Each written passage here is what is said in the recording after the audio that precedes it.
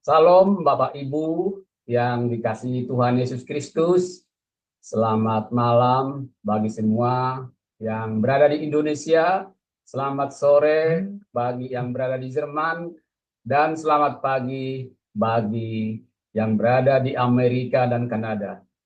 Kita bersyukur kepada Tuhan pada malam hari yang indah ini bisa bertemu kembali dalam pembelajaran firman di Zoom Sema Adonai dan channel YouTube Cahaya Firman.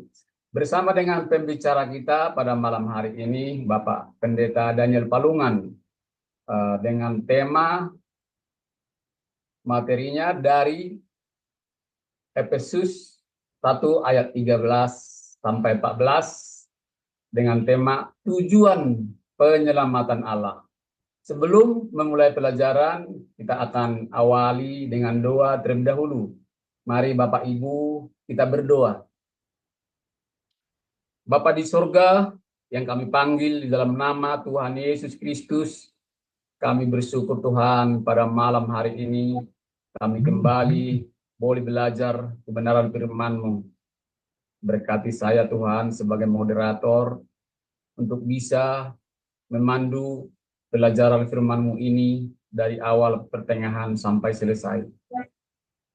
Berkati juga para operator kami yang bekerja di belakang layar, biarlah mereka bekerja dengan sukacita, tidak ada halangan.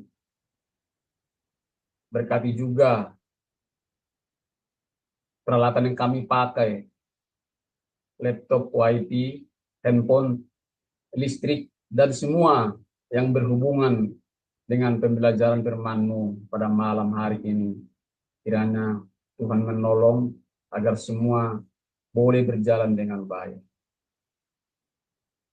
Berdoa juga buat hamba-Mu yang menjadi pembicara pada malam hari ini, Bapak Daniel Palungan, kiranya tutup bungkus dengan kuasa Roh Kudus-Mu, agar semua firman yang disampaikan boleh berasal daripada Engkau, Tuhan. Berkati juga Zoom Sema Adonai dan channel YouTube Cahaya Firman. Biarlah ini semua Tuhan menjadi corong pemberitaan firman-Mu, agar semua orang yang mendengarkan boleh diberkatin dan boleh mengerti, dan boleh mereka juga datang kepada-Mu Tuhan. Berdoa juga buat tim Sema Adonai, biarlah semua boleh bekerja dengan baik, dan berdoa juga buat semua yang terlibat, yang ada menonton di kelas Zoom maupun di live streaming di channel YouTube Cahaya Firman, biarlah semuanya itu boleh berjalan dengan baik Tuhan. Terima kasih Tuhan. Ampuni segala dosa perbuatan kami yang kami sengaja maupun tidak kami sengaja, agar kami layak di hadapan-Mu, layak menerima pelajaran firman-Mu. Di dalam nama anak-Mu Tuhan Yesus Kristus, Juru Selamat kami yang hidup, kami sudah berdoa dan mengucap syukur. Haleluya. Amin. Sebentar kita akan mendengarkan profil singkat dari pembicara kita pada malam hari ini. Persilakan.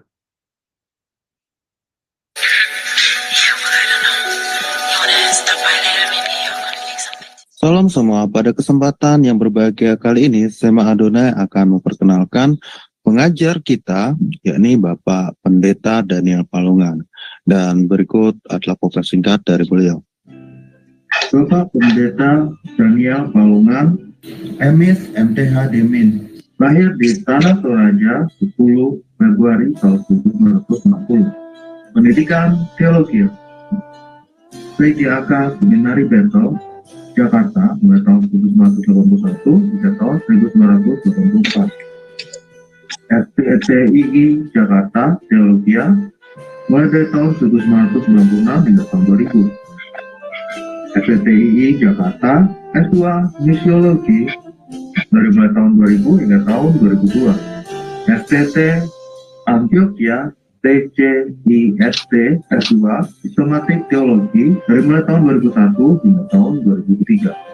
STT Berkat di Ministry tahun 2002 hingga tahun 2004. Pelayanan Gembala GBI Jemaat Tola Gracia Ciledug, Tangerang.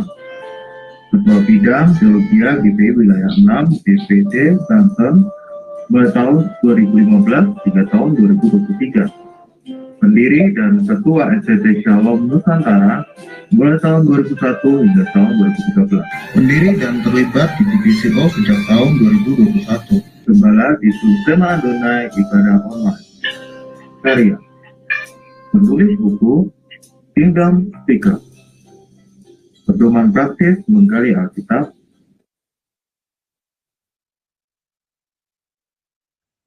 Itulah profil singkat dari pembicara kita pada malam hari ini. Baik Bapak Ibu, sekarang saya akan menyapa beliau. Salam, selamat malam Pak Daniel, apa kabar? Shalom Pak Sam, selamat malam juga. Ya, kabar baik Pak. Ya, puji Tuhan, kita kembali lagi pada malam hari ini. Kita akan membahas lanjutan daripada materi kita di Efesus ayat 1 sampai 14 yang sudah selesai dari 1 sampai 12 dan kita lanjutkan dari 13 sampai 14. Dipersilakan Pak pemaparannya. Terima kasih. Terima kasih Pak Sam untuk pendahuluannya.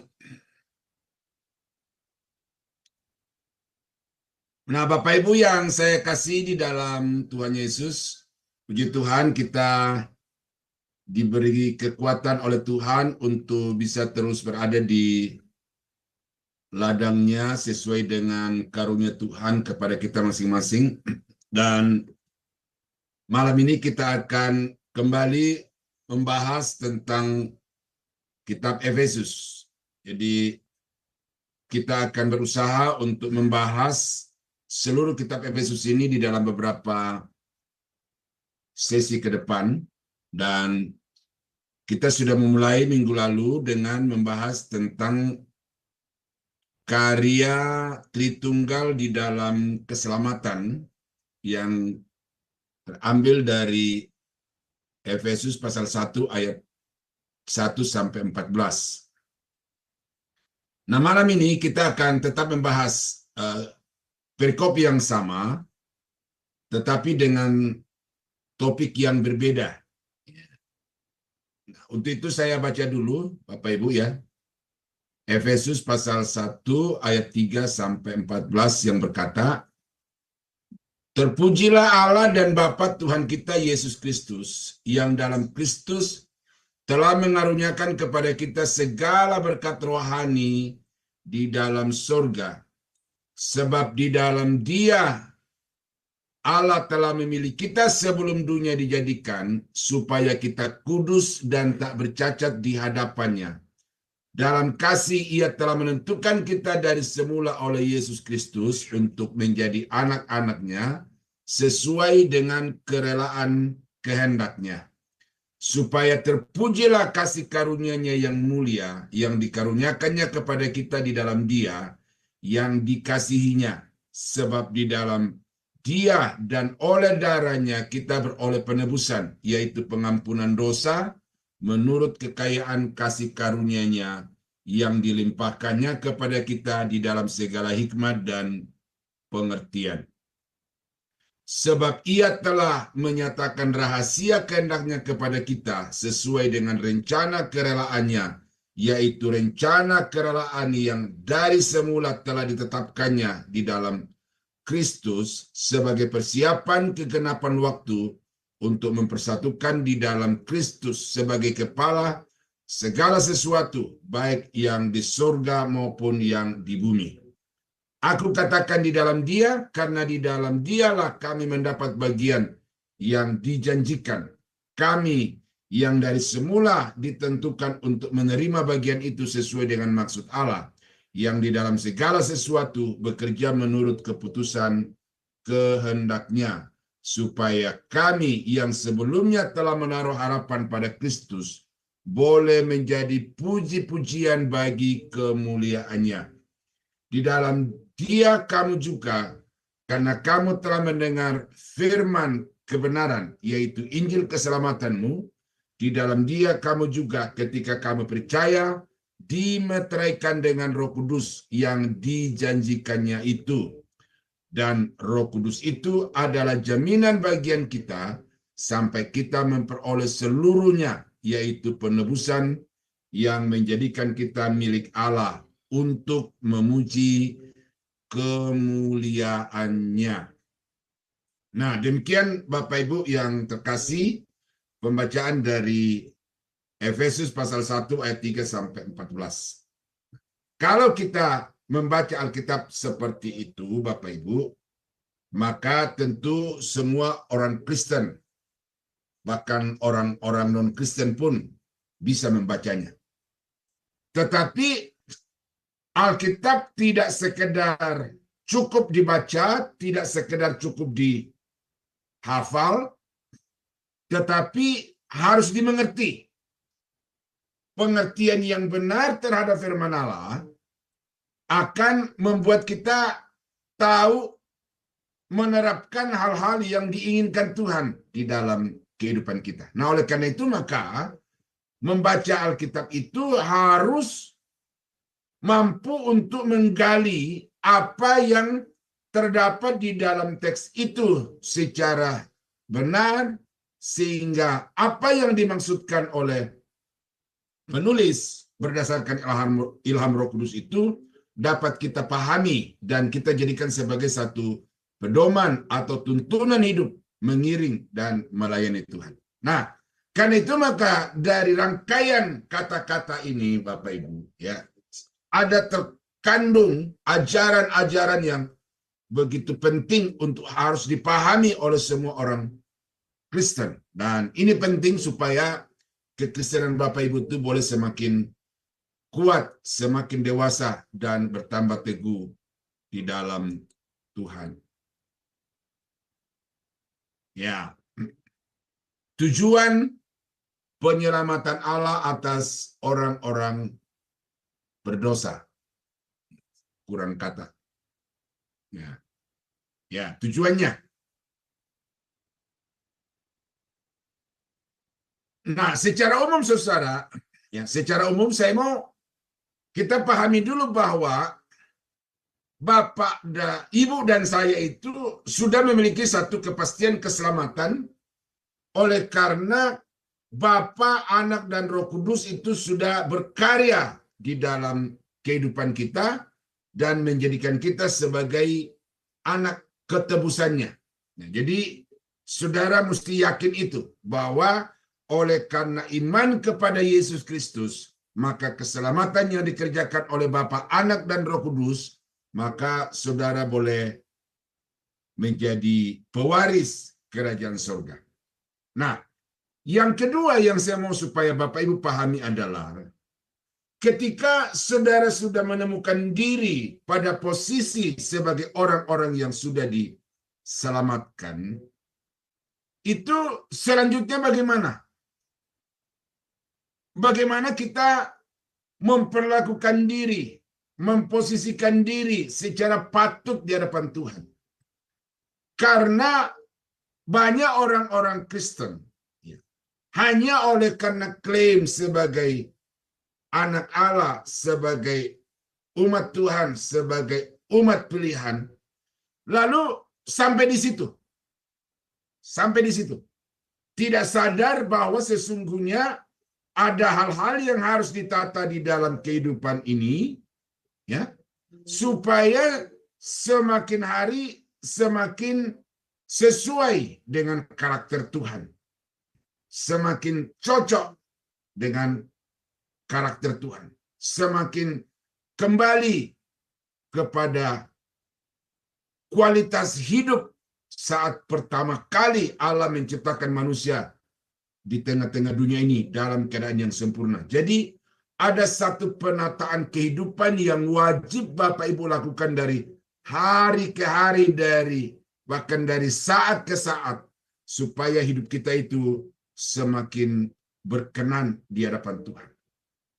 Ini yang kurang dari kehidupan orang Kristen.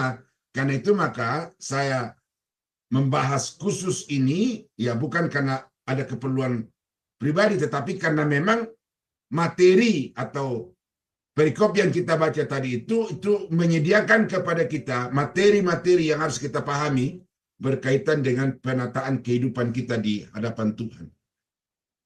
Dan yang ketiga yang saya mau capai adalah supaya Bapak Ibu, ya, termasuk saya terutama, itu bertanggung jawab, mengambil tanggung jawab atas panggilan Allah di dalam kehidupan kita ini. Karena kita tidak hanya dipanggil lalu kemudian memiliki status pewaris kerajaan surga, tetapi Alkitab mengatakan kita dipilih dari dunia ini, diasingkan bagi Kristus, lalu kemudian kita diutus kembali untuk menjadi saksi, menjadi pemberita Injil bagi orang-orang yang belum percaya kepada Tuhan. Nah, ini yang namanya tanggung jawab. Karena itu saudara, baik di rumah, di tempat kerjaan, di gereja, saudara wajib untuk mengambil tanggung jawab ini dengan tugas pemberitaan Injil, perluasan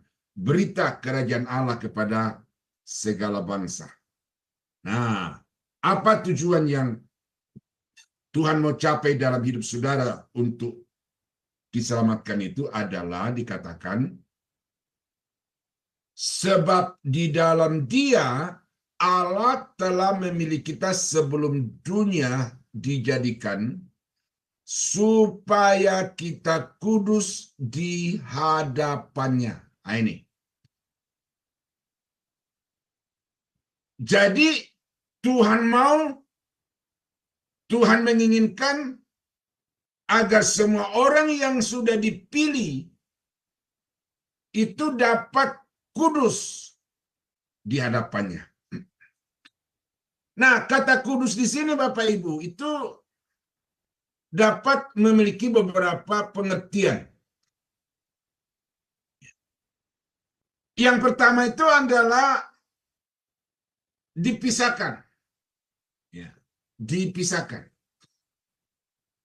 Tadinya kita ini orang yang sama, bercampur baur, kualitas hidupnya sama dengan orang-orang berdosa.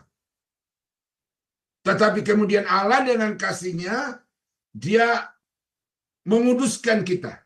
Artinya Dia memisahkan kita dari kumpulan orang-orang yang penuh dengan dosa itu. Jadi kita dipisahkan. Itu juga berarti dikuduskan.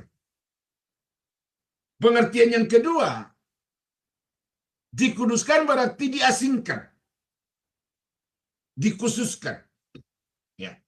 Jadi tadinya saudara hidup di antara orang-orang berdosa dengan tujuan hidup untuk memuaskan hawa nafsu, untuk memuaskan keinginan-keinginan dunia, kedagingan, dan pemilik saudara sebelum Kristus, yaitu iblis. Itu menjadi tugas kewajiban kita lakukan setiap hari. Sekarang sebagai orang yang sudah diselamatkan, kita dikuduskan. Artinya kita mengasingkan diri, mengkhususkan diri bagi Kristus.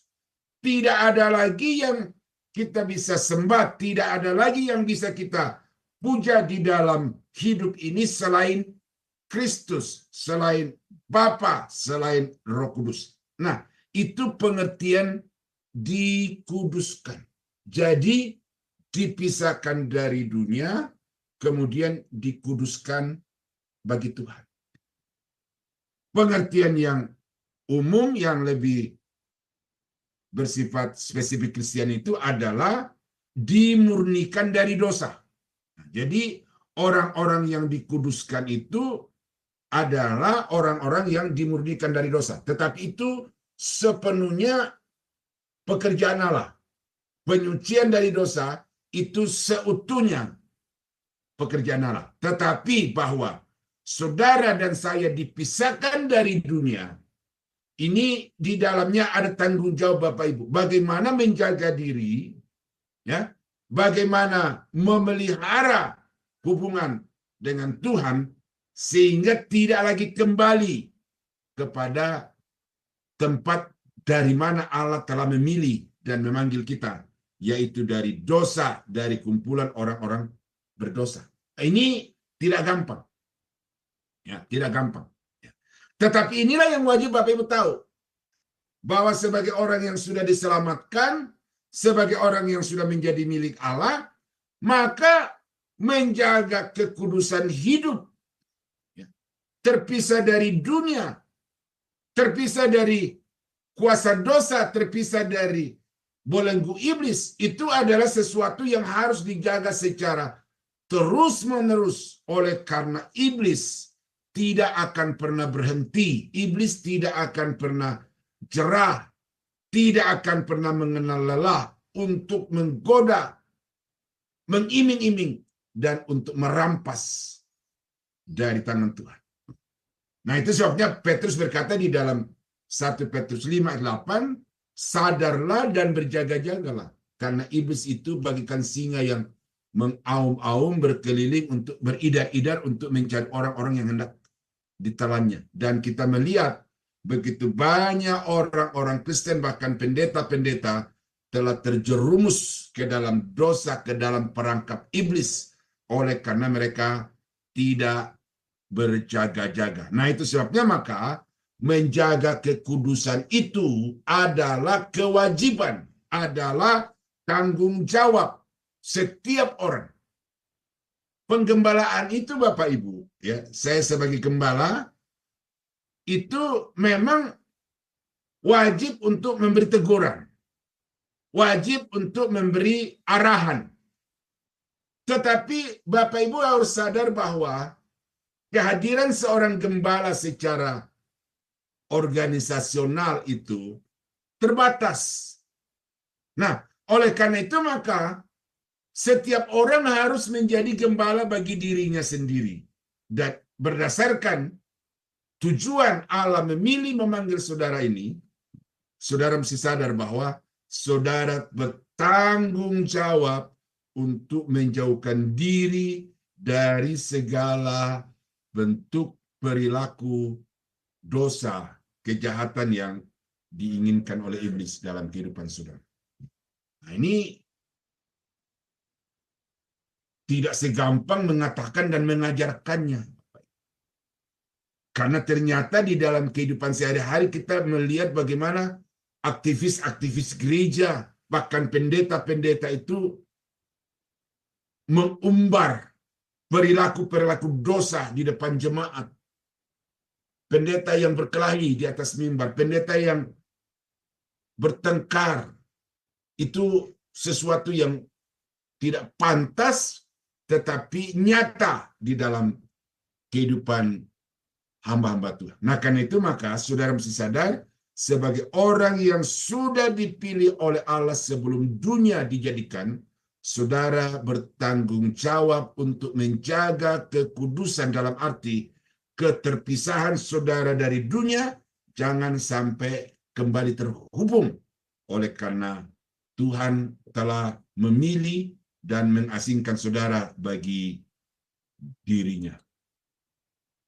Nah, yang kedua, apa yang menjadi tujuan Allah menyelamatkan saudara dan saya adalah supaya kita hidup tak bercacat di hadapannya. Ini berarti kita sedang berjuang untuk mencapai satu target. Di dalam doktrin keselamatan ada yang namanya penyucian, yang tiga level penyucian itu. Yang pertama adalah yang namanya positional sanctification. Ketika seseorang pertama kali menerima Yesus Kristus, itu kualitas hidupnya sama sebelum atau sedetik sebelum dia kenal Tuhan. Itu kualitasnya sama. Tetapi yang membedakannya antara satu detik yang lalu dengan satu detik kemudian itu adalah bahwa sekarang statusnya itu dia sudah menjadi orang-orang kudus. Orang-orang yang dibenarkan di hadapan Allah. Semua dosa-dosa masa lalunya itu sudah dihilangkan oleh Tuhan oleh anugerah dan oleh kuasa darahnya di kayu salib. Dan sekarang dia menjadi milik Allah. Itu namanya positional sanctification. Kelanjutan daripada itu yang namanya progressive sanctification. Jadi ada satu penyucian yang berlangsung secara terus-menerus. Yang Paulus katakan bahwa kamu dibaharui dari hari ke hari, baik di dalam roh maupun di dalam pikiran. Ketika kita lahir baru, kita disucikan dari dosa-dosa masa lalu. Tetapi sesudah itu, kita harus mengalami satu proses yang berlangsung secara terus-menerus. Sampai kita sampai kepada satu titik yang bernama perfect sanctification. Nah, kapan perfect sanctification ini terjadi di dalam kehidupan saudara? Itu paling dekatnya itu adalah saat saudara mengembuskan nafas yang terakhir. Karena dari saudara mengenal Yesus sampai kepada saudara dipanggil oleh Tuhan dari dalam dunia ini, yang namanya proses penyucian itu berjalan terus-menerus di dalam berbagai bentuk. Salah satunya kalau kita baca di dalam kitab Petrus itu adalah melalui api penyucian. Ya, saya pakai istilah api penyucian, tetapi bukan konsepnya sama dengan api penyucian di gereja Roma Katolik, purgatori, kan? Ya. Kalau purgatori itu orang yang sudah mati tidak langsung masuk Firdaus atau tidak langsung masuk Hades, tetapi dia di satu tempat yang namanya api penyucian, dan orang yang ada di api penyucian itu masih bisa pindah dari api penyucian itu ke dalam Firdaus, surga, atau ke dalam api neraka, tergantung bagaimana keluarganya yang masih hidup di bumi ini untuk mengambil tanggung jawab dengan memberi surat indulgensia. Ya, itu sejarah gereja mencatat begitu Bapak Ibu ya. Nah, tetapi yang dimaksud dengan api penyucian menurut Petrus adalah selama kita hidup di tengah-tengah dunia ini, kita akan dibersihkan dari niat hati, dari pola pikir, perilaku yang tidak sesuai dengan kehendak Tuhan. Yang dianalogikan di dalam kitab Petrus itu seperti emas yang dibakar. Bagaimana emas yang dibakar, yang dimurnikan itu ketika baru didulang dari dalam tanah, dari dalam sungai atau dari mana saja, itu masih bercampur dengan bahan-bahan yang tidak sekualitas emas itu, maka dia harus dipisahkan. Nah, itu dibakar, dimurnikan, dibakar, dimurnikan, dan sebagainya. Nah, itulah yang namanya progressive sanctification. Jadi, saudara mesti sadar ini. Sehingga kalau ada masalah terjadi di dalam kehidupan saudara, saudara jangan langsung mengatakan bahwa saudara sedang dihukum oleh Tuhan. Saudara sedang dimarahi oleh Tuhan. Saudara sedang menerima akibat dosa. Nah, ini karena ada doktrin-doktrin seperti itu yang mengatakan bahwa karena kamu berdosa, karena kamu tidak taat kepada Tuhan, maka Tuhan mencambuk kamu. Nah, itu satu sisi. Tetapi pada sisi yang lain adalah bahwa karena Allah sudah menyelamatkan kita, maka kita mau dijadikan sempurna seperti Yesus. Karena itu Tuhan mengizinkan terjadinya berbagai masalah di dalam kehidupan kita, yang dengan masalah-masalah itu akan memunculkan kita sebagai orang-orang yang murni, yang lebih suci, lebih berkenan kepada Tuhan dibandingkan dengan hari-hari sebelumnya. Itu sebabnya saudara-saudara perlu Bapak Ibu paham sumber dari masalah di dalam kehidupan saudara. Ya, pertama itu adalah iblis, itu udah pasti itu. Ya, jadi iblis tidak akan suka saudara hidup bahagia, karena itu dia akan terus-menerus menteror. Yang kedua adalah daging. Daging. Jadi karena keinginan-keinginan yang begitu bergelora di dalam daging kita tidak terpenuhi, akhirnya kita menderita, tertekan, depresi, dan lain sebagainya. Lalu dunia. Dunia dalam arti fisik. Dunia yang kita tinggali sekarang ini dunia yang terkutuk. Sehingga apa yang dihasilkan itu bisa berdampak buruk bagi kehidupan kita sebagai manusia. Dan itu Alkitab mengatakan bahwa karena dosa Adam dan Hawa, bumi dikutuk sehingga dia menghasilkan onak dan duri. Membawa dampak yang buruk bagi kehidupan manusia. Dan sumber masalah, ya, quote and quote, itu adalah Tuhan. Artinya Tuhan memang mengizinkan saudara mengalami itu sebagai satu proses yang kalau kita baca di dalam Alkitab itu seperti seorang tukang bejana, sebagai seorang penjunan yang ketika ada bejana tanah liat yang sedang dibentuk tetapi kemudian rusak, dia hancurkan, kemudian dari puing-puing itu dibentuk kembali menjadi sebuah bejana yang lebih sempurna, yang lebih berkenan kepada Tuhan. Nah, itu positif. Itu maksudnya baik. Tuhan mau menjadikan saudara tidak bercacat di hadapan Tuhan. Karena itu maka poin kedua ini yang wajib saudara lakukan sebagai tujuan Allah menyelamatkan saudara dan saya adalah relakan dirimu untuk dibentuk, untuk diproses, untuk disempurnakan oleh Tuhan sebagai penjunan yang agung yang mendesain hidup saudara itu secara sempurna. Nah, apa tujuan yang ketiga dari Allah menyelamatkan saudara dan saya? Yaitu dikatakan di dalam ayat yang kelima, dalam kasih ia telah menentukan kita dari semula oleh Yesus Kristus untuk menjadi anak-anaknya sesuai dengan kerelaan kehendaknya. Nah, sesuai dengan kerelaan kehendaknya itu berulang-ulang juga disebutkan di dalam perikop ini. Artinya bahwa dasarnya Allah memilih, dasarnya Allah menyelamatkan, dasarnya Allah menjadikan kita anak itu semata-mata karena kehendaknya, karena karunia-Nya, bukan karena ada satu prestasi pencapaian yang kita raih di dalam hidup ini. Nah, jadi Allah menyelamatkan kita supaya kita menjadi anaknya. Nah, inilah yang menjadikan kita berbeda dengan penganut agama-agama lain itu. Bahwa kita ini disebut sebagai anak Allah. Nah, ini perlu Bapak Ibu paham ini. Apa itu anak Allah? Di sini saya memberikan satu penguraian lebih detail sedikit ya. Maksud anak Allah itu yang pertama adalah membangun relasi yang kekal.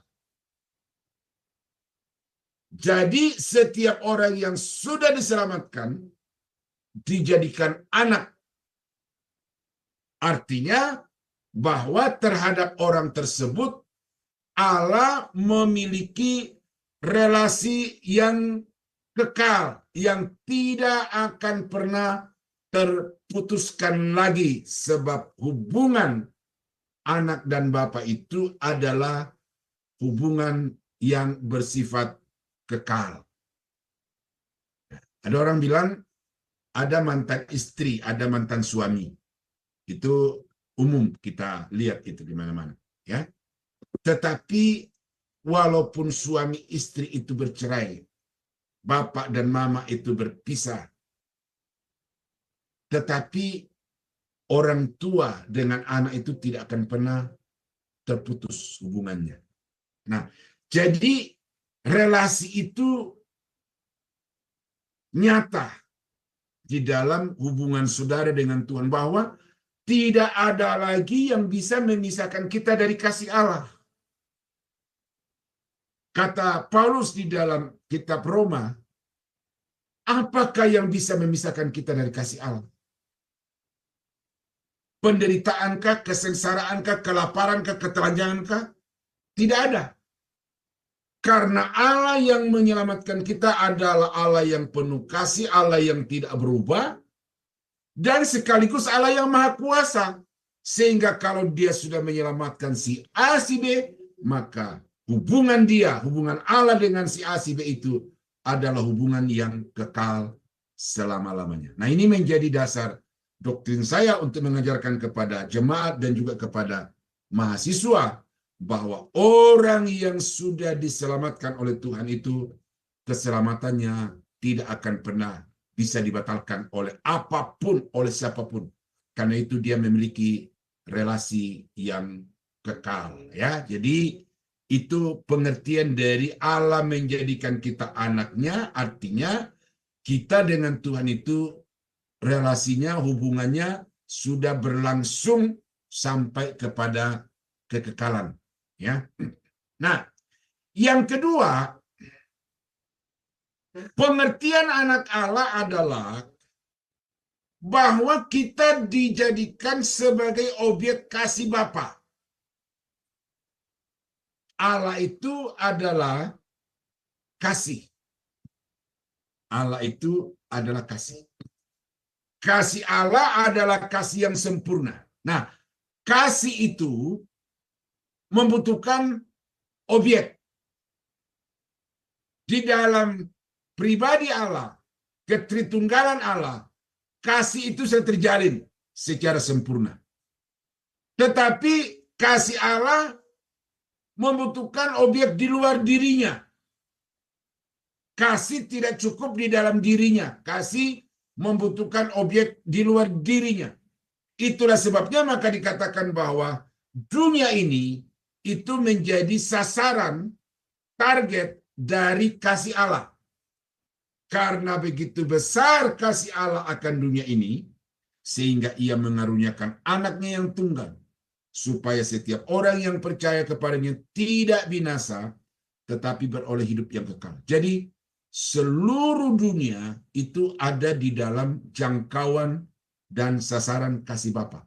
Tetapi kemudian, kasih itu akan terrealisasi hanya di dalam diri orang-orang yang mau percaya. Karena itu katakan, setiap orang yang percaya kepadanya tidak binasa. Jadi hanya orang-orang yang kemudian dengan rela membuka hati menerima Yesus, orang itu akan menjadi milik Allah, pewaris kehidupan yang kekal, dan kemudian menjadi sasaran kasih Bapa selama-lamanya.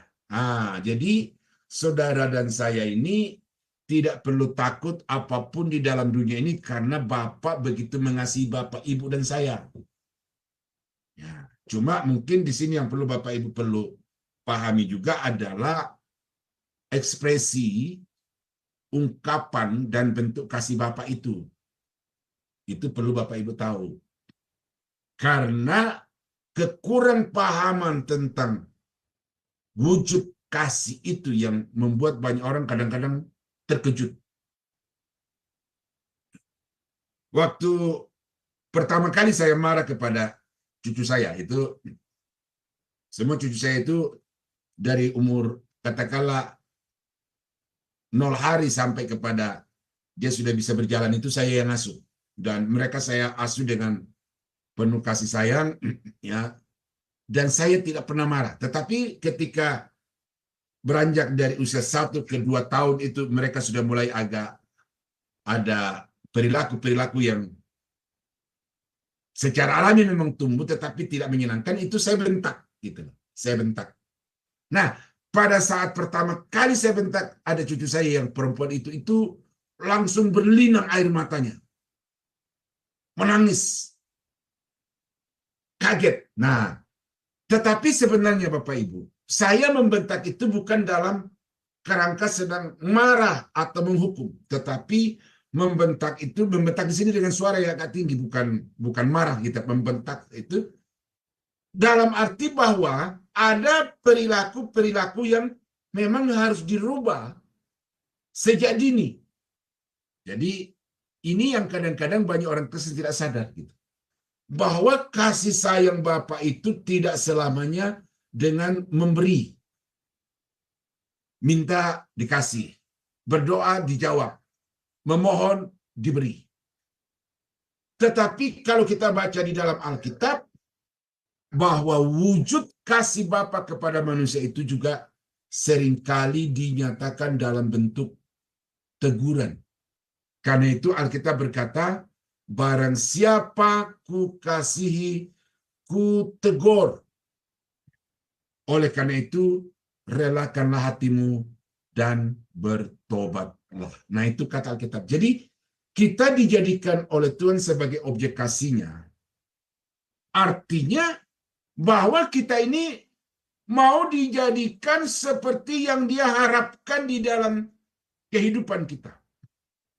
saya tidak banyak mengetahui tentang perkembangan masyarakat istana, raja-raja.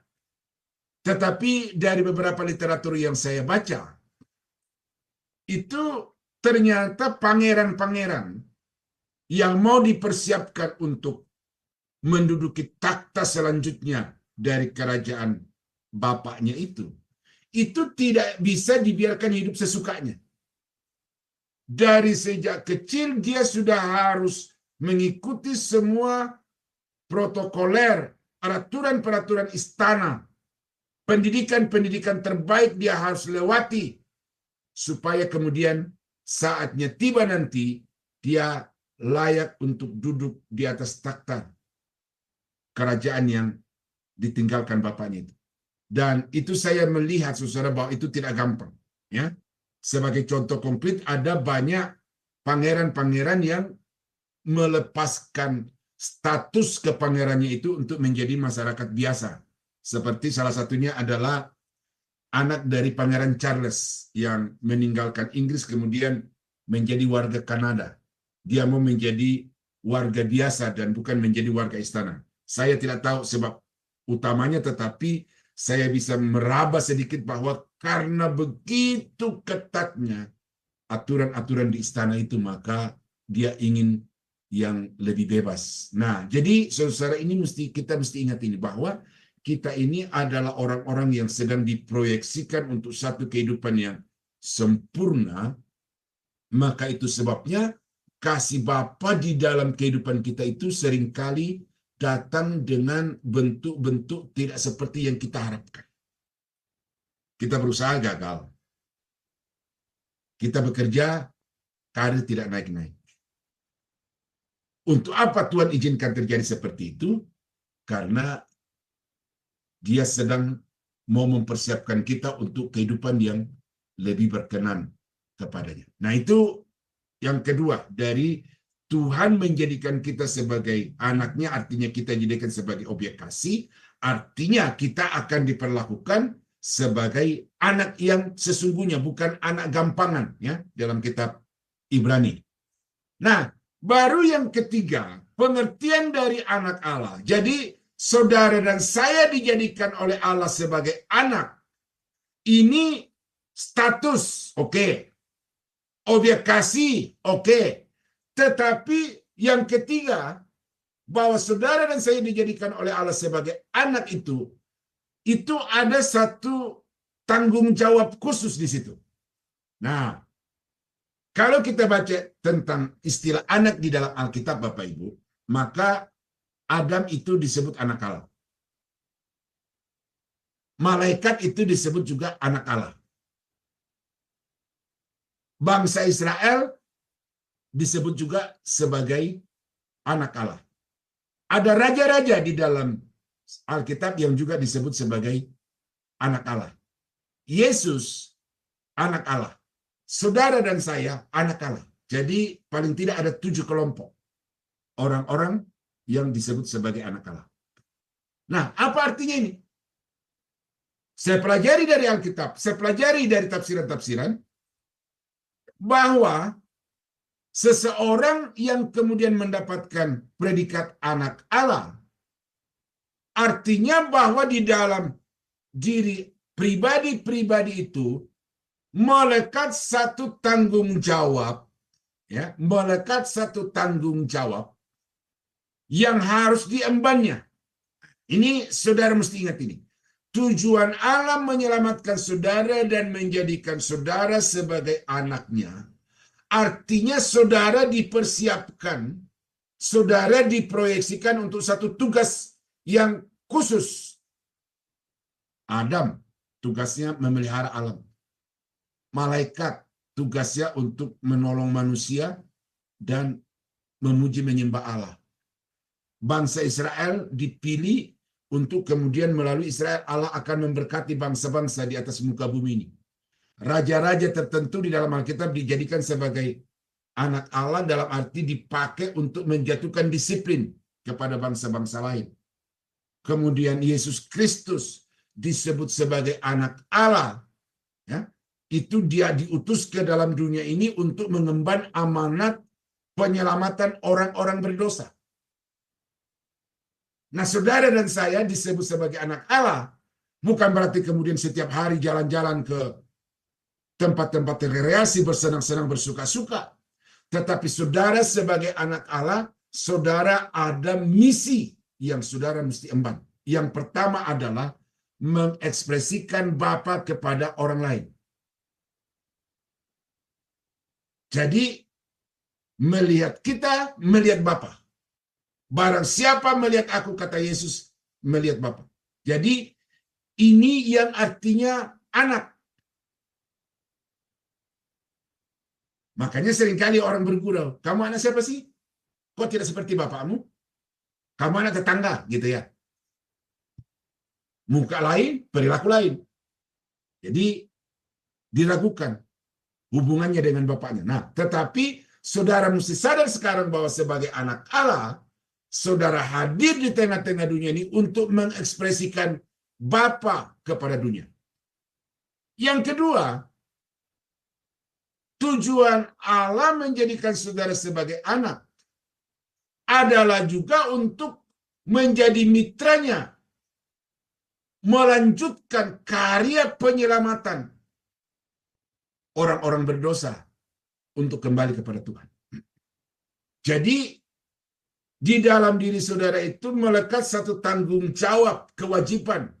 Saudara harus mengemban dan melakukan itu dengan penuh tanggung jawab, penuh kasih, penuh dedikasi kepada Tuhan, bahwa saudara dijadikan oleh Tuhan sebagai satu alat untuk membawa berita keselamatan oleh anugerah Allah di dalam Yesus Kristus kepada segala bangsa, suku, kaum, dan bahasa, sesuai dengan karunia yang ada pada Bapak, Ibu, dan saya. Nah, kalau saudara tidak mengemban tugas panggilan sebagai anak itu, berarti status saudara itu perlu dipertanyakan. Dan kalau saudara sudah yakin bahwa saudara itu sudah anak Allah, maka ambil tanggung jawab ini untuk memberitakan Injil kepada segala bangsa. Saudara-saudara, di dunia maya sekarang ini, itu penginjilan begitu masif. Tetapi bersamaan dengan itu juga pengajaran-pengajaran sesat di dunia ini itu juga masif.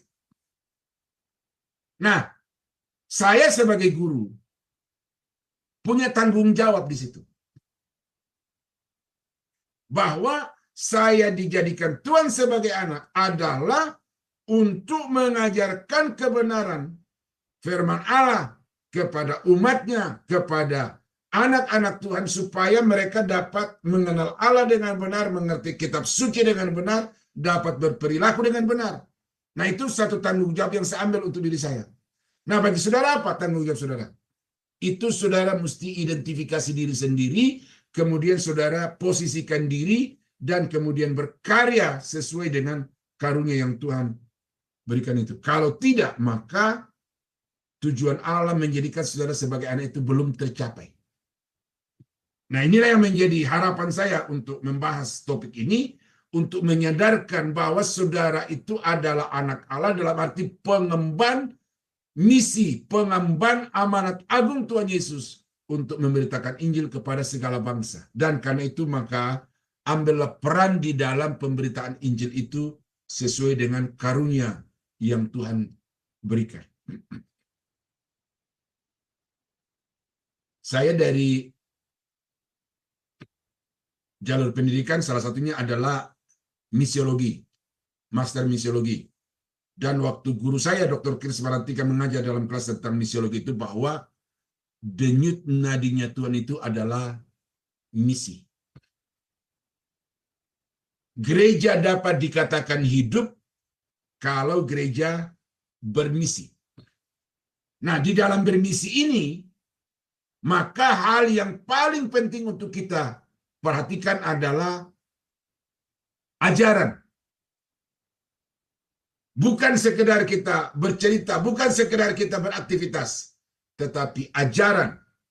Karena tidak ada ajaran yang dapat menyelamatkan kecuali ajaran yang Alkitabiah. Dan karena itu maka saya mengambil peran itu, dan sekarang saya sedang mengemban itu di hadapan Bapak Ibu.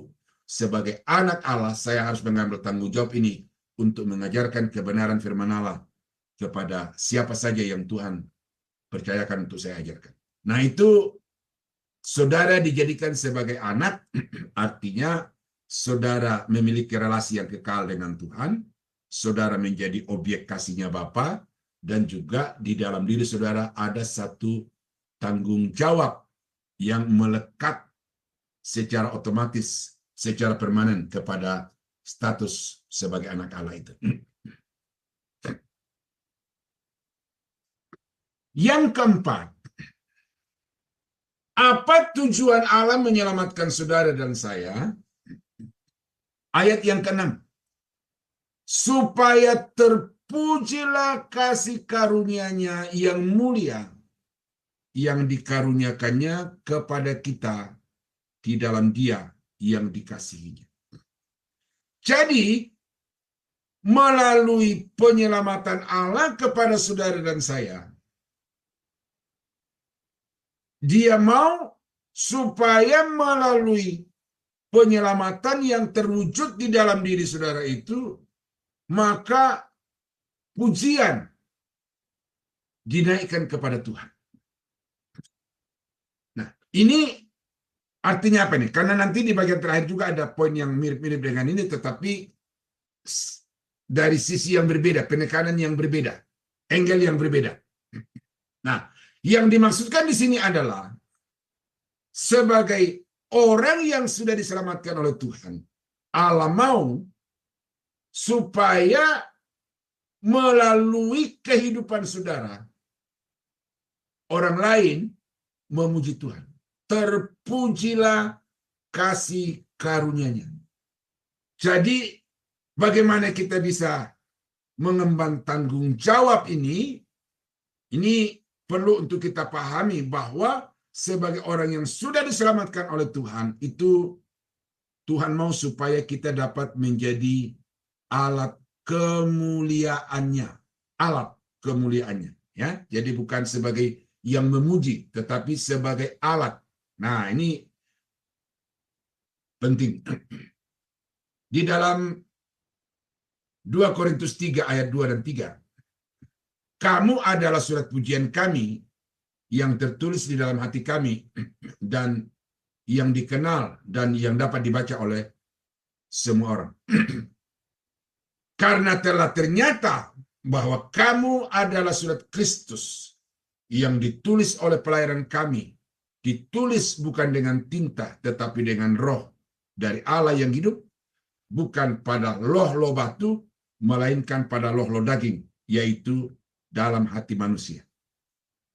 Jadi, saudara bisa melihat di sini bagaimana tujuan Allah menyelamatkan saudara dan kesadaran Paulus sebagai hamba Allah, sebagai anak Allah. Dia telah menjangkau orang-orang yang belum terjangkau dengan Injil, kemudian mereka percaya kepada Yesus, dan kemudian mereka menyadarkan orang-orang itu bahwa kamu adalah surat-surat Kristus yang terbuka yang dapat dibaca oleh semua orang. Inilah yang dikatakan di dalam Efesus 1 ayat 6 ini menjadi alat kemuliaan, alat puji-pujian bagi Tuhan. Bagaimana ketika orang melihat kita, orang memuji Tuhan. Ketika orang melihat kita, mereka mengingat Tuhan. Jadi ada satu kualitas hidup yang harus saudara munculkan di dalam hidup ini, supaya dengan demikian maka tujuan penyelamatan Allah atas saudara dan saya itu dapat menjadi nyata melalui kehidupan saudara. Saudara bisa menjadi berkat bagi banyak orang. Nah, demikian di dalam Filipi pasal 2:15. Supaya kamu tiada beraib dan tiada bernoda. Lakukanlah, ayat 14 ya, lakukanlah segala sesuatu dengan tiada bersungguh-sungguh dan tiada berbantah-bantah, supaya kamu tiada beraib dan tiada bernoda sebagai anak anak Allah yang tidak bercela di tengah-tengah angkatan yang bengkok hatinya dan yang sesat ini, sehingga kamu bercahaya di antara mereka seperti bintang-bintang di dunia. Inilah yang dikatakan menjadi alat kemuliaan, alat puji-pujian, supaya melalui kamu kasih karunia Allah itu menjadi terpuji, diagungkan, ditinggikan, dan dibesarkan. Nah, ini sesuatu pekerjaan yang mutlak, Bapak Ibu. Saudara tidak ada pilihan. Wah, saya kan bukan pendeta. Saya kan bukan majelis. Saya cukup datang di gereja setiap minggu, bawa persembahan, bawa kolekte, bawa perpuluhan.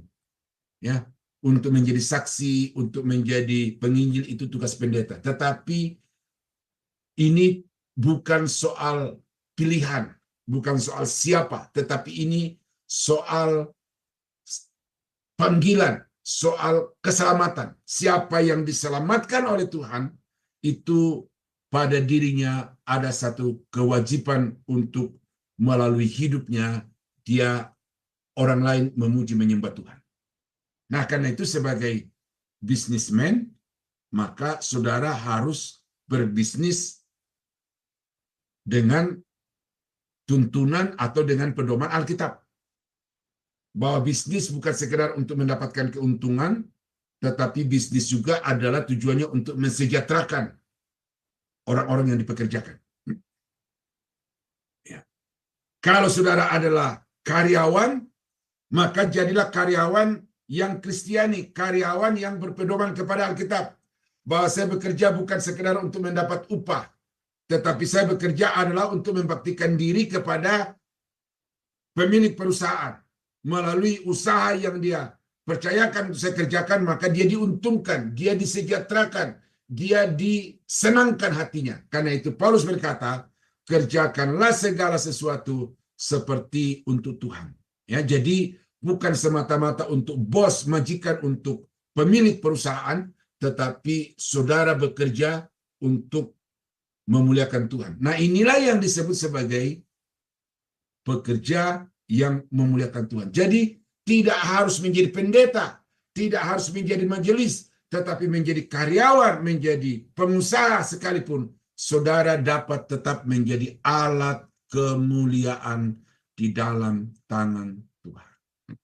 Nah, ini saudara, tanggung jawab ini perlu saudara sadar. Karena itu, saudara tidak bisa bersembunyi, saudara tidak bisa berkamuflase. Wah, nanti di gereja baru saya tampilkan diri sebagai anak Tuhan. Di luar, karena kita hidup di tengah-tengah masyarakat, ya kita harus berbaur. Dalam arti bahwa ya kita jangan sampai kita dikucilkan karena tidak berperilaku seperti yang mereka lakukan. Ada semacam satu wacana bahwa korupsi di Indonesia itu adalah korupsi yang sudah berjemaah. Orang bilang dulu zaman Soeharto orang korupsi di bawah meja. Tetapi sekarang di zaman reformasi orang korupsi di atas meja. Nah, lalu ada yang bilang kalau kita masuk di dalam satu lembaga, institusi, lalu kita tidak ikut dengan budaya kebiasaan yang ada di sana, maka kita akan menjadi orang yang terkucilkan, akan tersingkirkan. Nah, lalu mau tidak mau orang-orang Kristen juga di sana terlibat, melibatkan diri. Tetapi justru di sinilah saudara, ya, diminta sebagai anak-anak Tuhan supaya dapat menjadi alat puji-pujian bagi Tuhan. Maka bagaimana di tengah-tengah situasi, di tengah-tengah lingkungan yang seperti itu, kita dapat menampilkan diri dengan kualitas yang berbeda. Pola, sikap, perilaku yang berbeda. Supaya orang melihat bahwa kita ini anak Allah. Kita ini orang-orang yang takut akan Tuhan.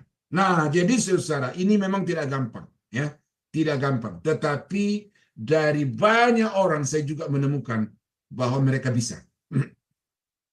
Ini sedikit kesaksian singkat. Ada jemaat dulu yang bersama-sama dengan saya melayani, merintis jemaat yang sekarang ini, dia sudah meninggal.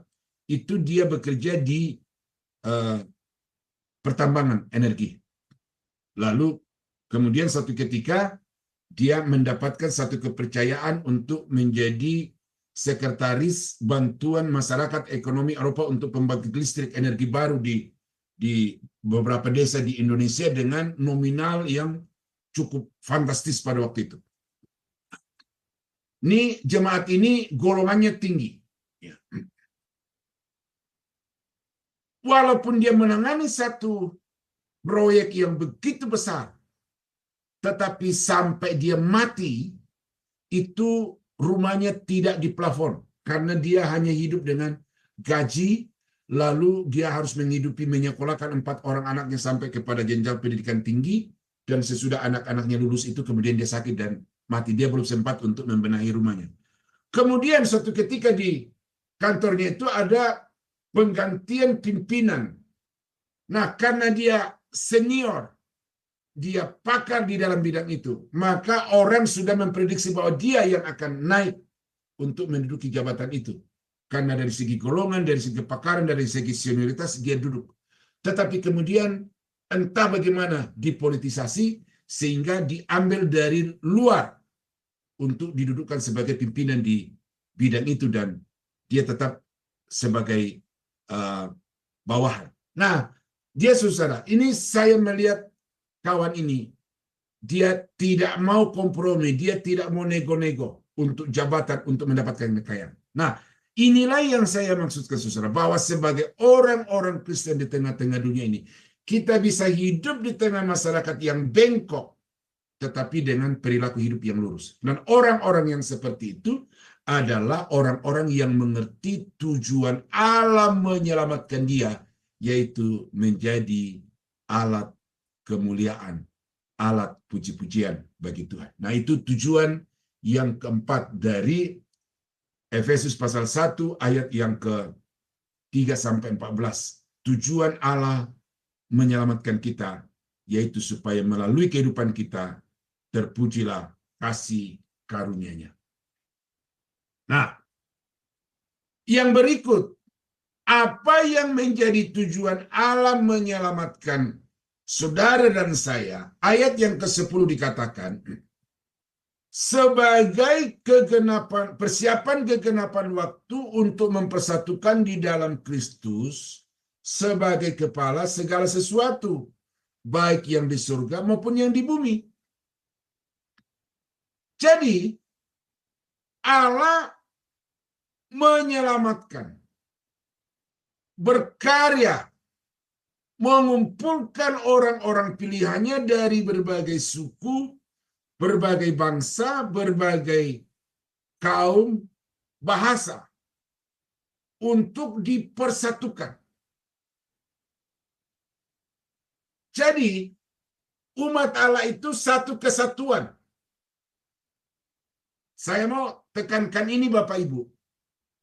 Karena gereja-gereja sekarang melupakan ini. Entah sadar atau tidak, ini diabaikan ini.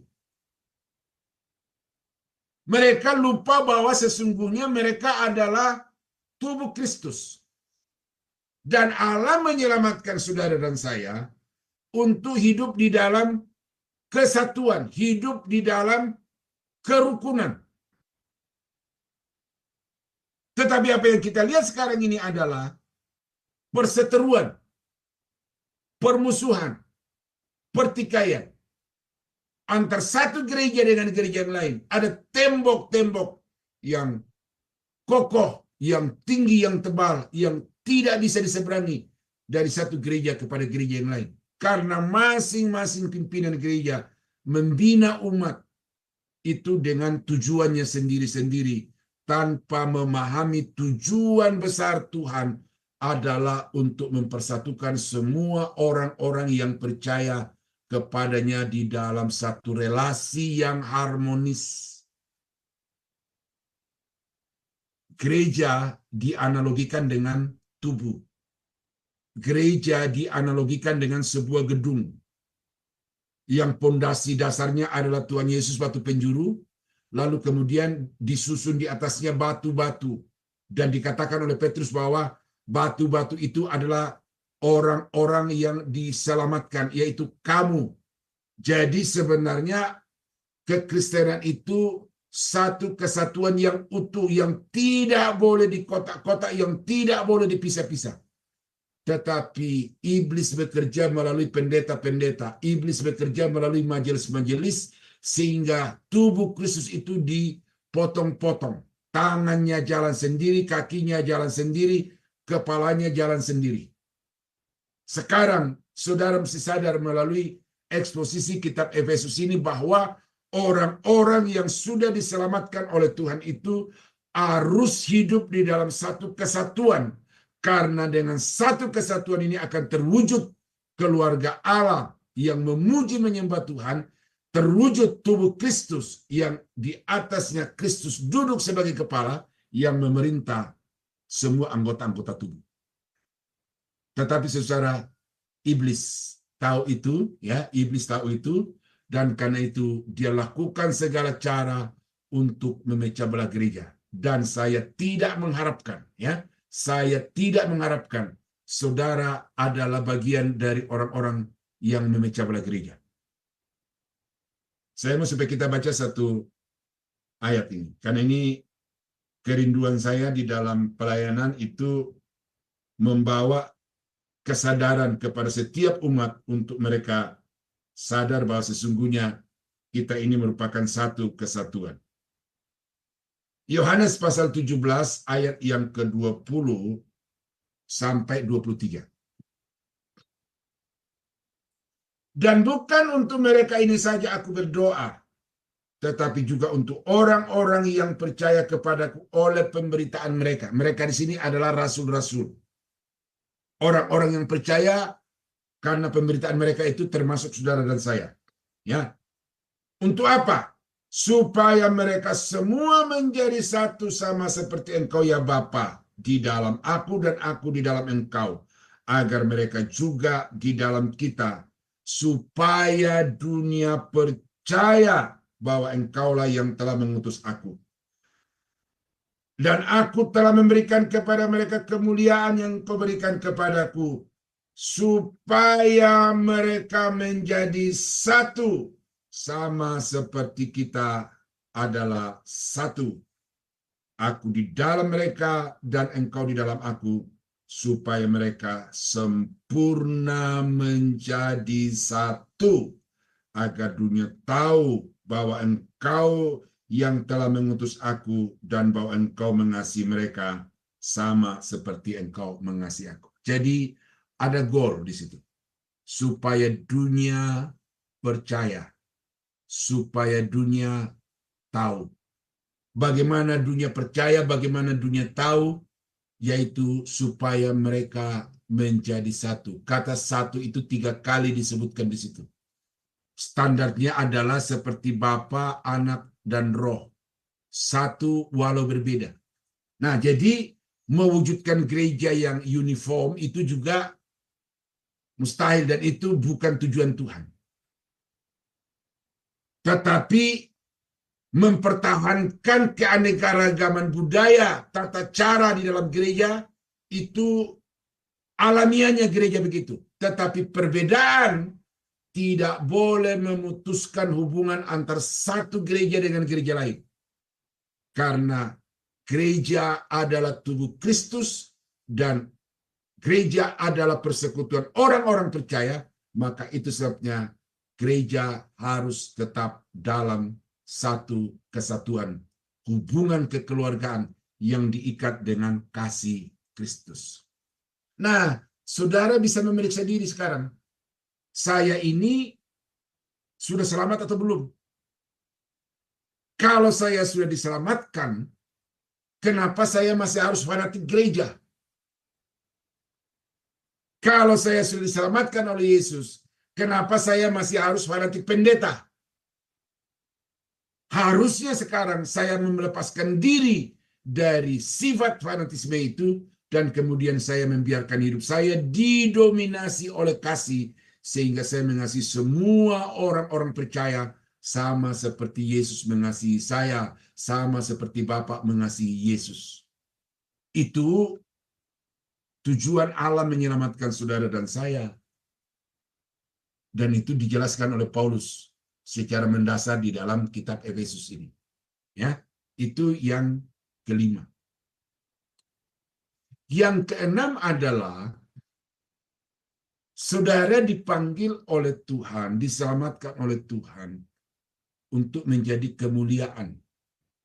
Kalau di dalam ayat yang ke-6 tadi, kalau tidak salah itu untuk menjadi terpuji, ya alat puji-pujian, sekarang menjadi alat kemuliaannya, ayat yang ke-12.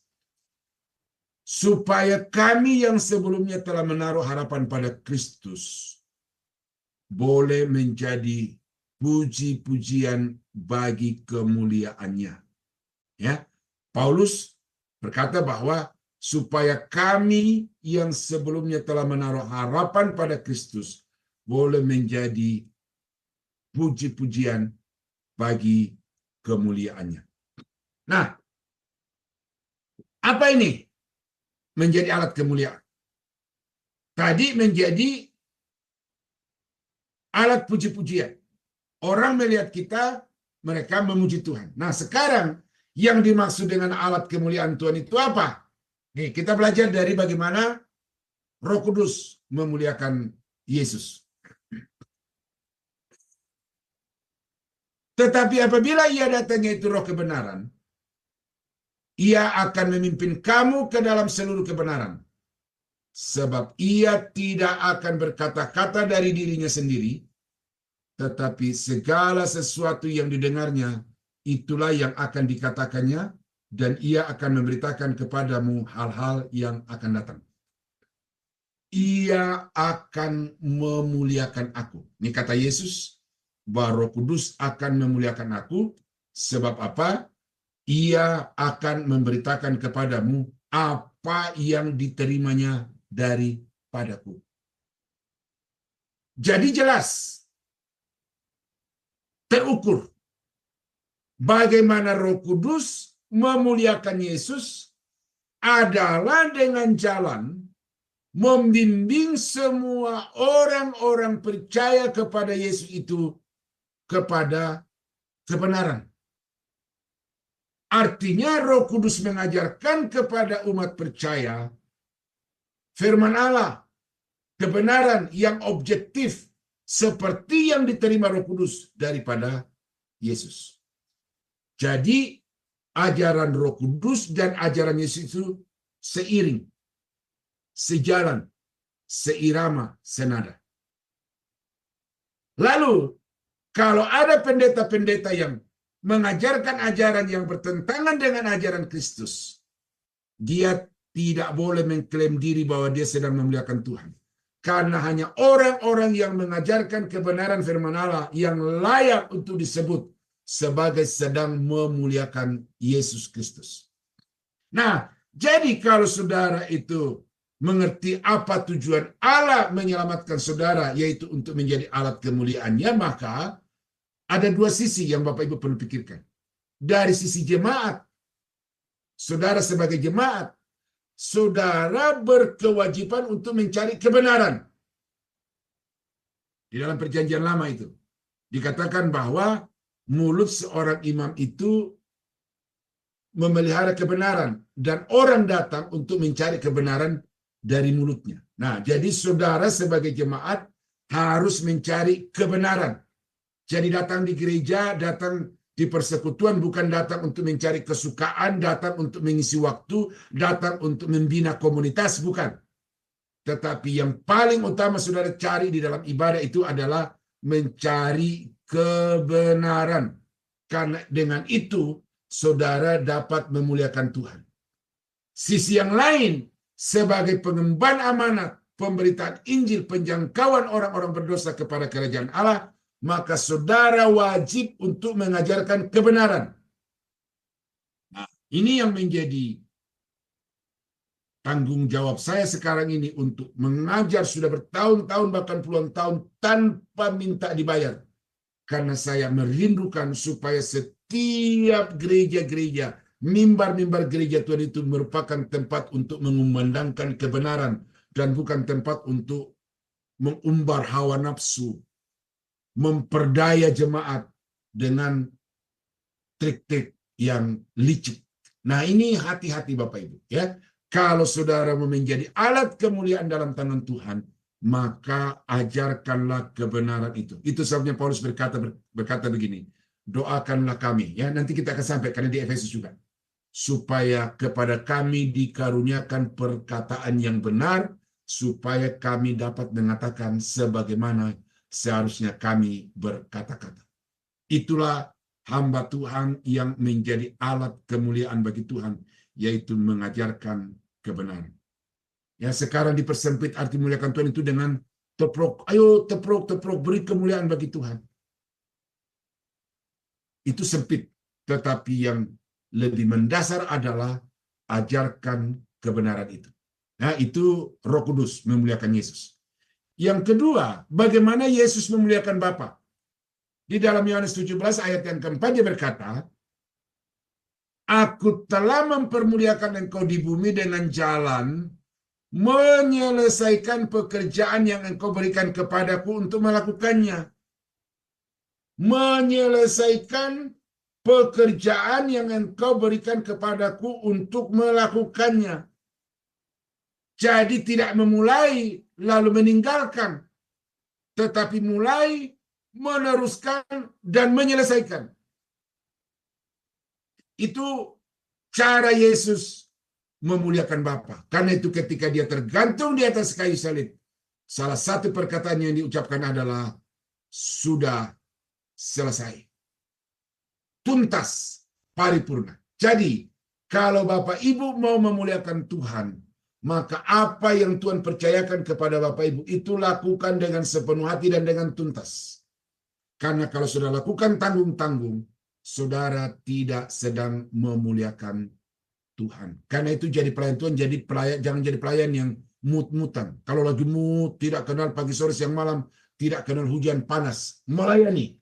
Tetapi begitu bad mood, melempem kayak kerupuk kena angin, meninggalkan pelayanan, meninggalkan gereja, bahkan kemudian menjadi mualaf. Itu banyak terjadi, saudara.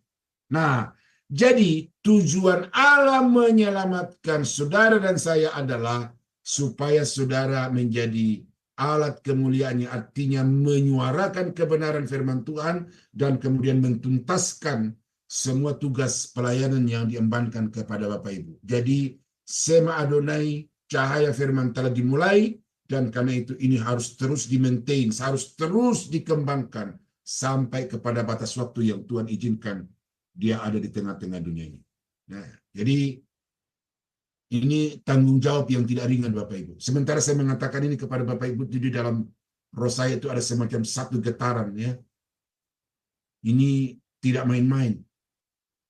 Pelayanan itu bukan tempat untuk aktualisasi diri, apalagi tempat untuk mencari makan. Tetapi pelayanan adalah tempat membaktikan diri dan mengumandangkan suara kebenaran firman Tuhan.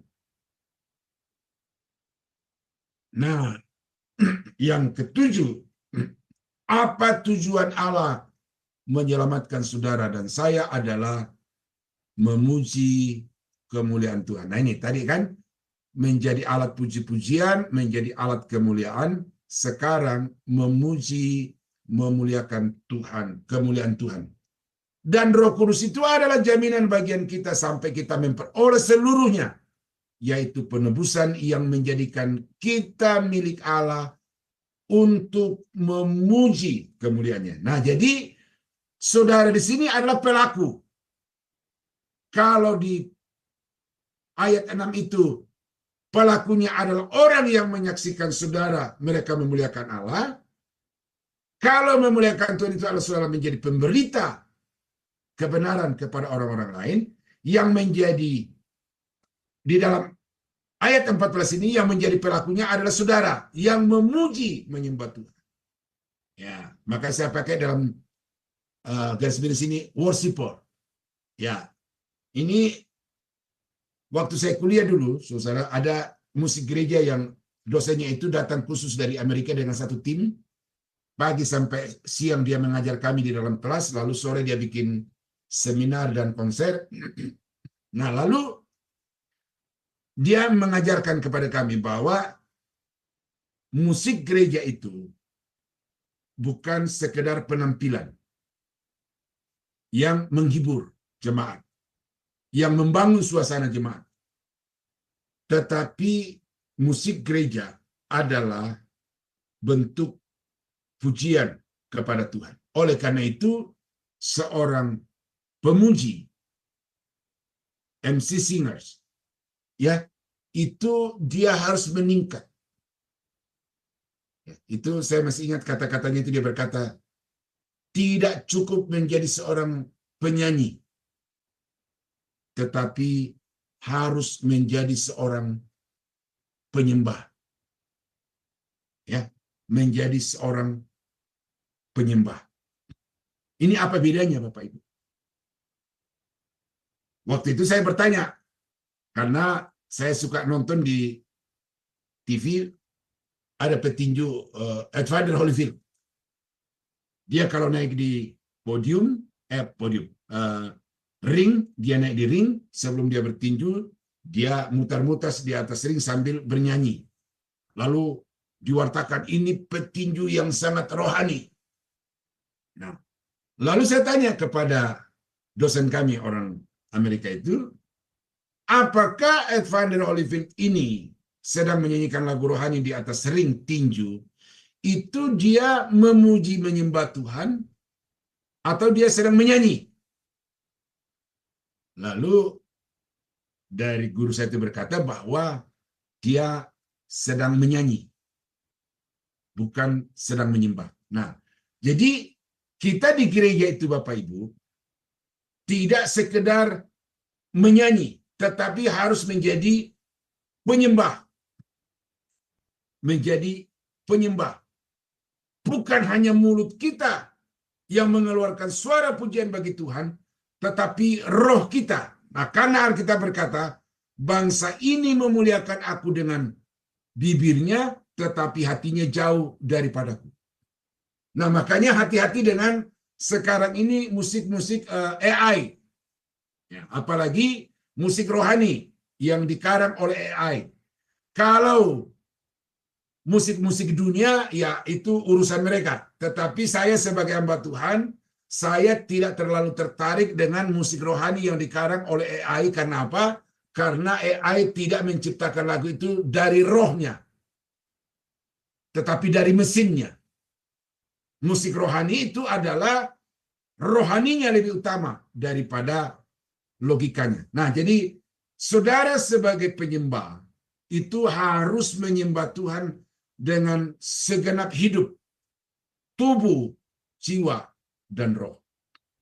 Nah, jadi tujuan Allah menyelamatkan saudara dan saya adalah untuk menjadi penyembah-penyembah yang total. Sebagaimana tubuh saudara hadir di dalam gereja, pikiran saudara juga hadir di dalam gereja, dan roh saudara juga hadir di dalam gereja untuk seutuhnya memuji, menyembah Tuhan. Tetapi kalau mulutmu di gereja nyanyi, mulutmu di persekutuan nyanyi, tetapi pikiranmu di pekerjaan, rohmu tertidur, kau bukan seorang pemuji, kau bukan seorang penyembah, kau hanya seorang penyanyi. Nah, demikian juga saudara di dalam beribadah itu, seutuhnya harus beribadah tubuh, jiwa, dan roh. Maka itulah yang menjadi tujuan Allah menyelamatkan saudara dan saya, yaitu supaya saudara menjadi penyembah yang total kepada Tuhan. Allah tidak bisa memuji dirinya sendiri. Ya, Allah tidak bisa memuji dirinya sendiri. Karena itu dia menciptakan malaikat khusus untuk memuji. Ya, Serafim itu, Lucifer itu. Tetapi Lucifer kemudian karena keagungannya, dia meninggalkan Tuhan. Tuhan memilih saudara dan saya. Tujuannya untuk apa? Untuk memuji dan menyembah Tuhan. Tujuan Allah menyelamatkan saudara dan saya adalah untuk memuji dan menyembah Tuhan. Nah, itulah yang diuraikan oleh Paulus dalam perikop ini. Efesus pasal 1 ayat 3 sampai 14. Apa tujuan Allah menyelamatkan saudara? Saya ulang satu demi satu. Yang pertama, supaya saudara hidup kudus di hadapan Tuhan. Yang kedua, supaya saudara hidup tidak bercela, tak bercacat, tak bercela di hadapan Tuhan. Yang ketiga, supaya saudara menjadi anaknya. Saudara menjadi alat puji-pujian bagi Tuhan. Saudara hidup dalam kesatuan. Saudara adalah perekat. Ya, jadi bagaimana saudara merekatkan gereja yang satu dengan gereja lain? Ini saya harapkan dari saudara. Baru saudara adalah alat kemuliaan Tuhan, mengajarkan kebenaran, ya, menyelesaikan tugas yang diamankan Tuhan. Dan yang ketujuh adalah supaya saudara menjadi penyembah kepada Tuhan.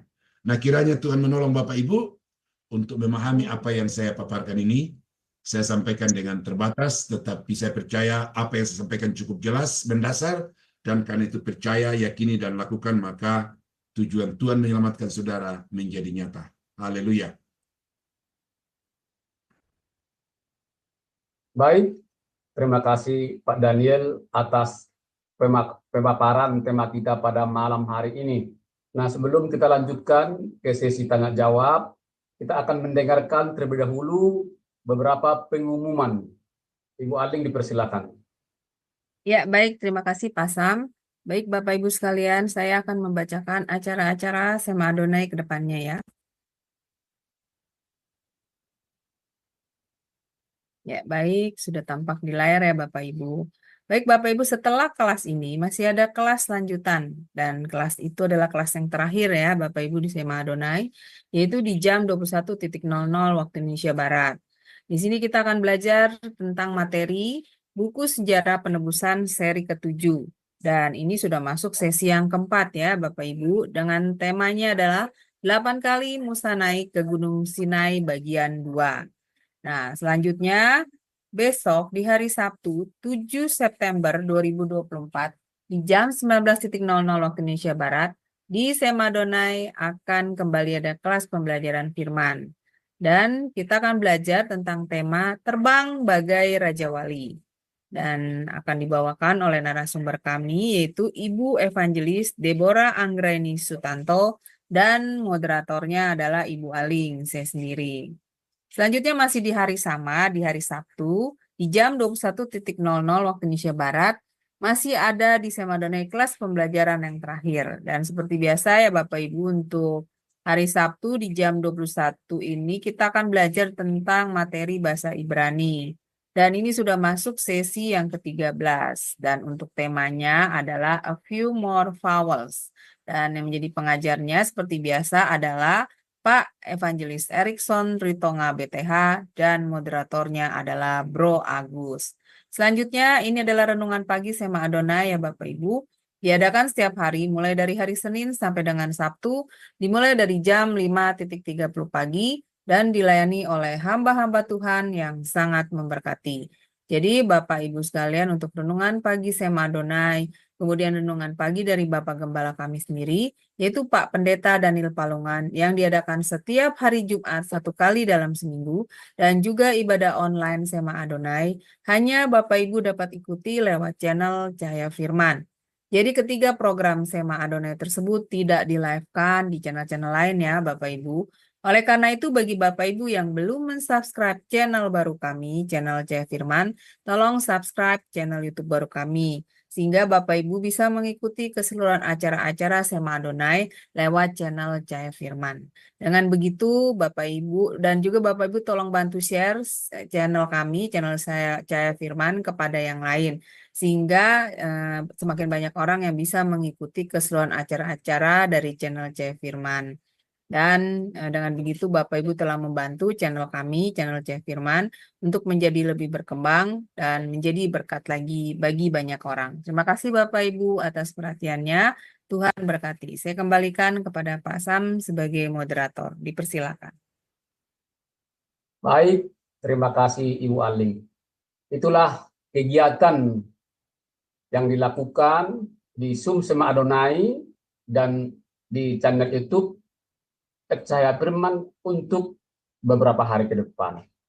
Baik Bapak Ibu yang mau bertanya, silakan raise hand terlebih dahulu, maka operator kami akan membuka mute-nya. Masih ada waktu sekitar, saya satu pertanyaan aja ya. Satu pertanyaan saya berikan kesempatan kepada Bapak Ibu. Pemaparannya tadi dari pembicara kita sudah sangat jelas. Apabila kurang jelas bisa kita putar lagi di YouTube untuk menonton ulang agar kita lebih mengerti kebenaran firman Tuhan yang dieksposisi dari kitab Efesus ayat 1, dari Efesus 1 ayat 3 sampai 14. Ayo silakan Bapak Ibu sambil menunggu. Terima kasih Pak Daniel, pelajaran firman pada malam hari ini sangat bermanfaat bagi saya dan juga mungkin bagi semua orang-orang yang mendengarkan di kelas Zoom maupun di live streaming. Sebetulnya banyak pertanyaan, tetapi yang paling mungkin yang kurang bagi saya itu di nomor 5, Pak. Di nomor 5 itu kan hidup dalam kesatuan. Hidup dalam kesatuan itu Pak Daniel tadi sudah paparkan dengan jelas, tetapi sangat, kalau melihat saya sangat jauh dari kesatuan, baik juga di antara di sesama jemaat seperti yang dipaparkan tadi, antara gereja dengan gereja, antara golongan A dengan golongan B itu menutup diri. Itu bagaimana itu tanggapan atau pengetahuan dari eksposisi kitab Efesus ini, Pak, gitu. Apa tidak betul-betul dihayatin atau ditafsirkan gitu, Pak? Dipersilakan, Pak. Ya, dari sisi penggembalaan, itu salah satu kegagalan di dalam mengemban tanggung jawab penggembalaan dari Tuhan. Jadi banyak pendeta-pendeta sekarang ini mengambil tugas itu hanya sebagai satu mandat organisasi, lalu karena itu tujuan hidupnya adalah untuk membesarkan organisasi. Padahal kalau kita memahami penggembalaan dalam gereja itu adalah tugas dari Tuhan untuk diemban supaya umat itu makin dewasa. Dan itu nanti ada bagian khusus Pak di dalam Efesus ini, kita akan membahas itu secara lebih detail, tetapi yang saya mau sampaikan di sini secara sekilas saja dulu bahwa inilah kegagalan pendeta-pendeta. Ya, jadi saya tidak menyalahkan jemaat, ya, tetapi kegagalan pendeta-pendeta. Dan yang kedua, saya melihat majelis yang bermain politik juga di dalam gereja sehingga memasang pagar terhadap jemaat Tuhan untuk tidak boleh menoleh ke yang lain. Nah, jadi karena itulah maka bagaimana apa yang kita bisa lakukan untuk bisa menerobos itu? Nah, puji Tuhan selama saya lebih dari 20 tahun ada di bidang pendidikan ini, saya sudah berkomitmen bahwa saya tidak akan membiarkan diri dibatasi oleh satu denominasi, saya tidak akan mengembangkan satu denominasi, tetapi dari manapun murid-murid itu akan datang, saya akan terima, dan perjanjiannya adalah kembali kepada gereja dari mana dia datang dengan kualitas pengajaran yang dia dapatkan di lembaga yang saya dirikan. Nah, jadi itu caranya, Pak. Nah, soal apakah itu bisa terwujud atau tidak terwujud, itu kembali kepada bagaimana orang itu relasinya dengan Tuhan.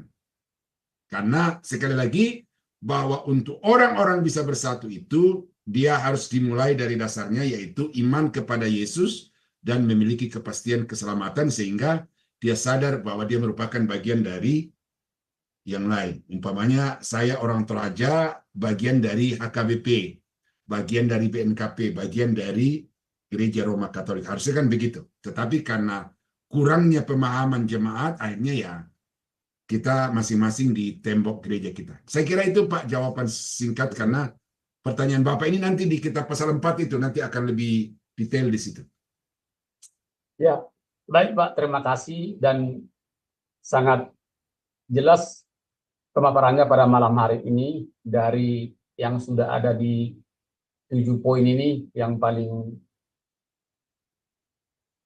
membuat saya menambah wawasan saya, menambah ilmu yang saya pelajari. Karena ada masih yang bertanya, silakan Ibu Aling. Ya baik, terima kasih Pak Sam. Ya shalom, selamat malam Pak Daniel. Selamat Pak, malam. saya menanyakan yang nomor 7 itu loh Pak. Memuji kemuliaan Tuhan atau worshiper. Pak, tadi kan Bapak bilang kita harus mengangkat pujian itu dengan roh kita juga ya Pak Daniel ya.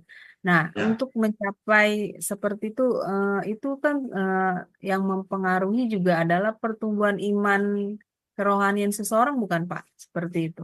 Makanya dia bisa menyanyi dengan rohnya gitu. Ya, silakan Pak Daniel.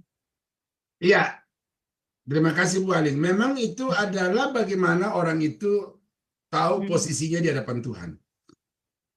Kalau posisinya itu belum terjalin dengan Tuhan, maka dia akan menjadikan liturgi gereja itu hanya sebagai mata acara dari ibadah, ya toh, tanpa diresapi, tanpa dipahami dengan benar. Dan itu yang banyak terjadi sejak zaman Perjanjian Lama sampai sekarang itu, ya.